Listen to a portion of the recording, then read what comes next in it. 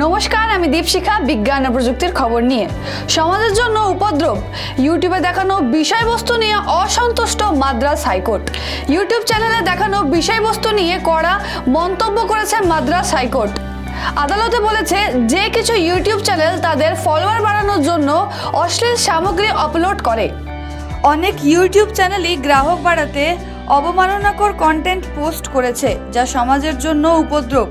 চ্যানেলে দেখানো কন্টেন্ট নিয়ে 9 মে কড়া মন্তব্য করেছে মাদ্রাজ হাইকোর্ট। মৌখিকভাবে হাইকোর্টের দাবি, এখন তাদের লাগাম টেনে ধরার সময় এসেছে সরকারের। মাদ্রাজ হাইকোর্টের বিচারপতি কে কুমারেশ বাবুর বেঞ্চ রেড পিক্স ইউটিউব চ্যানেলের জি ফেলিক্স করা জামিন আবেদনের শুনানির সময় এমনটাই মন্তব্য করে বসেছে। আইন বিভাগে পড়ে হিমশিম খাচ্ছে রেডপ্লিক্স YouTube channel.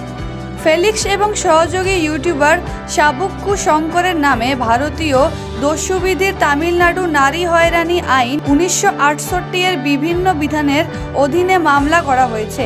Coimbatore cyber crime sell আবেদনকারীর সঙ্গে কথা বলার পরে জেরাল্ড এবং শঙ্করের বিরুদ্ধে এই মামলা দায়ের করা হয়েছিল।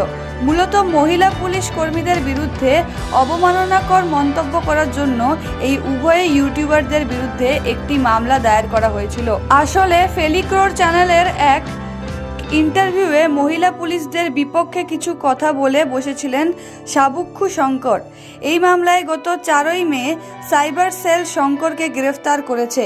বিচারকের তাই বলেছিলেন যে সাক্ষাৎকার গ্রহণকারীকে প্রথম অভিযুক্ত হিসেবে গ্রেফতার উচিত ছিল, কারণ তিনিই শঙ্করকে বিবৃতি প্ররোচিত করেছিলেন।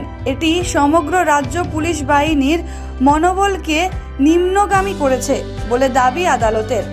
কোর্ট আরও বলেছে যে আবেদনকারীকে সমন জারি করা হলেও এখনও পর্যন্ত তিনি তদন্তকারী কর্মকর্তার কাছে তদন্তের জন্য হাজির হননি।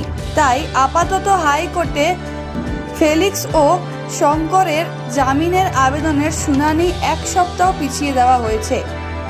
ফলোয়ার বাড়ানোর জন্য যা খুশি তাই আজকাল কন্টেন্ট ক্রিয়েটাররা ফলোয়ার বাড়ানোর জন্য YouTube, Instagram, thread, X, Facebook, spam চ্যাটারের মতো সোশ্যাল মিডিয়া প্ল্যাটফর্মে আপত্তিকর ভিডিও এবং ছবি পোস্ট করছেন।